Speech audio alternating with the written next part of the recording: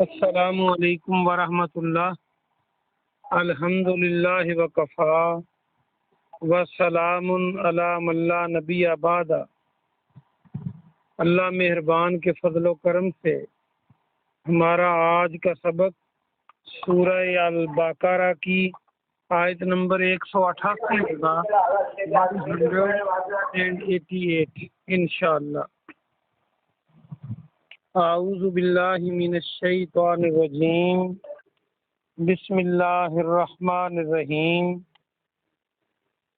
ولا اور نہ، تاکلو تم کھاؤ، تا کے معنی تم اور واو الف کا معنی سب، جمع کو بتاتا ہے۔ تاکلو تم کھاؤ، یہ پہلے بھی آپ پڑھ چکے۔ اموالکم اپنے مال، مال کی جمع اموال، مال و دولت ہم کہتے ہیں اردو میں، یا مال متاع کہتے ہیں۔ بینکم اپنے درمیان، بالباطل باطل طریقے سے، باطل کیا ہوتا ہے؟ ناجائز، جو حق کا اپوزٹ ہے، حق کا الٹ ہے، باطل۔ نہ حق طریقے سے نہ کھاؤ۔ وَتُدْلُو اور تم نہ پہنچاؤ، وہ لا پیچھے والا آ رہا ہے نا، تدلو کا معنی تم پہنچاؤ، تو لا پیچھے ہے، اور تم نہ پہنچاؤ، بہا ان کو، الی الحکام الی طرف، حکام حاکم، حاکم بادشاہ، رولر، بڑے جن کا حکم چلتا ہو، وہ جج ہوں، وہ پولیس والے ہوں، وہ اینٹی کرپشن والے ہوں، وہ اور محکمے ہوں، یا حکمران ہوں۔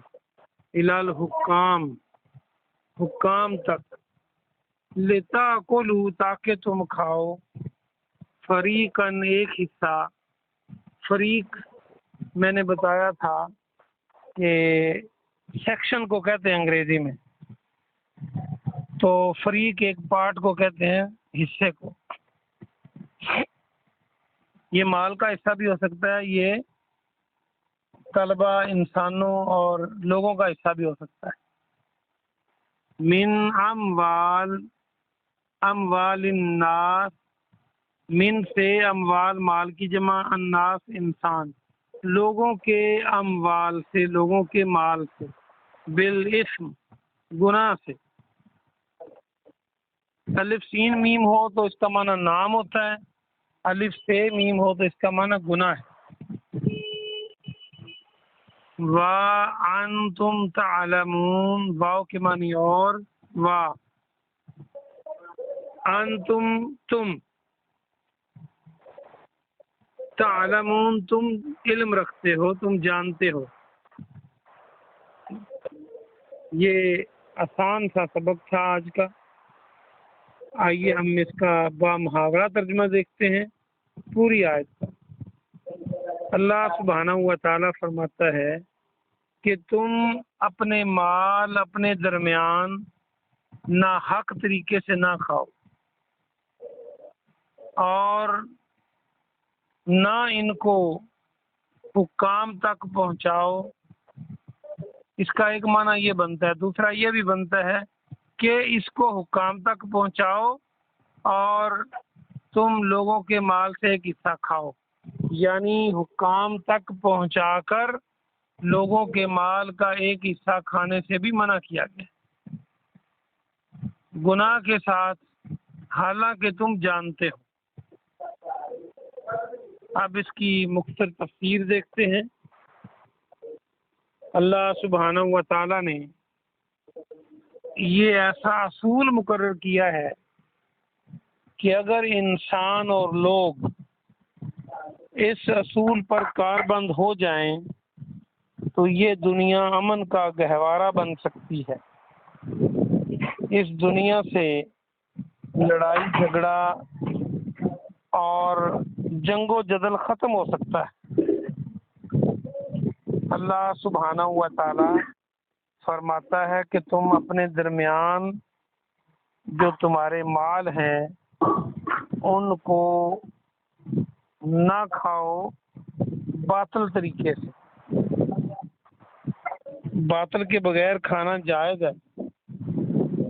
وہ کیسے؟ آپ مہمان جاتے ہیں، آپ کو کچھ کھلاتا ہے کوئی تو وہ جائز ہے، آپ کو کوئی تحفہ گفٹ دیتا ہے وہ جائز ہے، لیکن دوسروں کے مال ناحق اور ناجائز طریقے سے کھانے سے منع کیا گیا ہے۔ اور ناجائز طریقے ہر بندہ جانتا ہے کہ کیا ہے۔ جو مال ہمارا نہیں ہے وہ کسی اور کا ہے، اس کو اس کی اجازت کے بغیر، اس کو دھوکے سے، اس کو ملاوٹ کے ذریعے یا کسی اور طریقے سے اپنا بنانا، یہ عام طریقہ ہے۔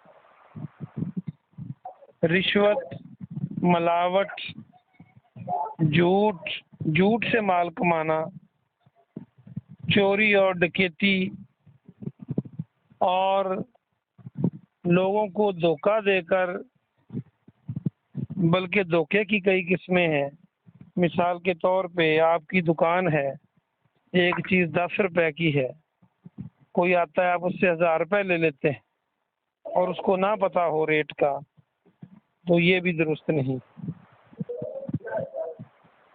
تو پیارے نبی جناب محمد صلی اللہ علیہ وسلم نے بہت آسان طریقہ بتایا کہ جس کام میں شک ہو آپ اپنے دل پہ ہاتھ رکھو تو آپ کا دل گواہی دے گا کہ یہ غلط ہے کہ صحیح ہے۔ اور پھر آج کل تو حرام طریقوں کے نئے حرام مال کھانے کے نئے طریقے آ گئے۔ یہ سارے طریقے ناجائز ہیں، اور جو حرام مال کھاتا ہے وہ اپنا پیٹ جہنم کی آگ سے بھرتا ہے، اور وہ قیامت کو اپنی نیکیاں ان لوگوں کو دے گا جن کا مال کھا رہا ہے۔ تو دیکھیں یہ کتنا دھوکہ ہے کہ دنیا میں ہم کسی کا مال کھائیں اور پھر قیامت والے دن اپنی نیکیاں اس کو دے دیں یا پھر اس کے گناہ اپنے ذمے لے لیں۔ تو یہ کتنی بے وقوفی کی بات ہے۔ پھر ہیرا پھیری کرنے والے لوگ پوری فیملی، اس کے بچے، اس کی بیوی، اس کے بہن بھائی کھا جائیں گے، لیکن پکڑ اسے ہوگی جس نے حرام کمایا ہے۔ تو کتنا بے وقوف ہے جو حرام مال، حرام تجارت، حرام طریقہ اختیار کرتا ہے مال کمانے کا، اور باقی لوگ تو سارے کھا جائیں گے جو آپ اسے دینا ہو۔ اور حرام مال میں خواتین کا پورا ہاتھ ہے ہمارے معاشرے میں۔ کبھی عورتوں نے سوچا ہے کہ میرے خاوند کی آمدن کم ہے اور میرے رشتہ داروں میں جن کا میں مقابلہ کرتی ہوں یا مسائے میں، گلی محلے میں جن کی میں ریس کر کے اپنے خاوند کو تنگ کرتی ہوں، ان کی آمدن، ان کی زمین، ان کے وسائل زیادہ ہیں، وہ یہ نہیں دیکھتی۔ وہ کہتی ہے مجھے بھی وہی چاہیے جو دوسری عورتوں کے پاس ہے، بے شک تم جہاں سے اور جیسے مرضی کما کے لاؤ، مجھے ملنا چاہیے۔ تو وہ بیچارہ جائز ناجائز طریقے اختیار کرتا ہے۔ اگر گھر کی عورتیں یہ کہیں کہ ہم نے حرام مال استعمال نہیں کرنا، تو یقین جانیے چاہنے کے باوجود حرام کمانے والے لوگوں کے حرام میں فرق پڑ جائے گا۔ وہ لے ہی نہ، گھر میں لے آئیں، تو یہ مل جل کے اس برے کام سے رکا جا سکتا ہے۔ ایک تو یہ طریقہ ہے، اور دوسرا طریقہ جو قرآن نے ابھی بتایا وہ یہ ہے کہ بعض اوقات ہمارے پاکستان میں تو یہ بڑا عام ہے، لیکن یہ پوری دنیا میں ایسا ہے کہ کسی کا مال بٹورنے کے لیے اس کے خلاف کیس کر دینا اس کے خلاف اعلیٰ حکام کو، بادشاہوں کو، ایجنسیوں کو، محکموں کو، پولیس اور ججوں میں، عدالتوں میں جھوٹے کیس دائر کر دینا اور ان کو ذلیل کرنا، اور پھر وہ تنگ آ کر یا تو اپنا حق چھوڑ دیتے ہیں، اصل زمین ہے جیسے، یا پھر وہ مال چھوڑ دیتے ہیں، یا پھر ان کو مال اور زمین کی آفر کرتے ہیں کہ آپ اتنا لے لو اور ہماری جان چھوڑ دو۔ تو یہ کام بھی اللہ نے منع فرمایا کہ حکام تک لے جا کر پولیس تھانے کچہری میں کیسوں کو لے جا کر شریف آدمیوں کو الجھا کر ان کے مال نہ ہڑپ کیے جائیں، یہ بھی حرام ہے۔ اور حالانکہ تمہیں پتہ ہے کہ یہ مال میرا نہیں ہے، جو مال آپ کا نہیں ہے آپ اس کو جیسے مرضی کھاؤ، وہ حرام ہی ہے۔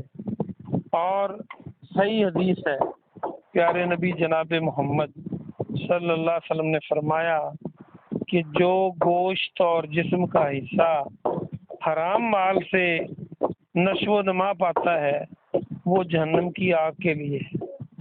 تو ہم یہ جہنم کی آگ کے لیے اپنے جسم کو تیار کر رہے ہیں، اور حرام کھانے والے کی دعا قبول نہیں ہوتی، اور جو حرام کمانے والے لوگ ہیں ان کی اولادیں نیک نہیں ہوتی، بڑھاپے میں وہی اولادیں ان کو بری طرح ذلیل کرتی ہیں۔ اللہ پاک سے دعا ہے کہ اللہ پاک آپ کو اور مجھے قرآن کے نظریات کو اپنانے کی توفیق عطا فرمائے، اور ہم شریعت محمدی کے مطابق اپنی زندگی کو ڈھالیں۔ آمین ثم آمین۔ سبحان ربک رب العزت عما یصفون وسلام علی المرسلین والحمد للہ رب العالمین۔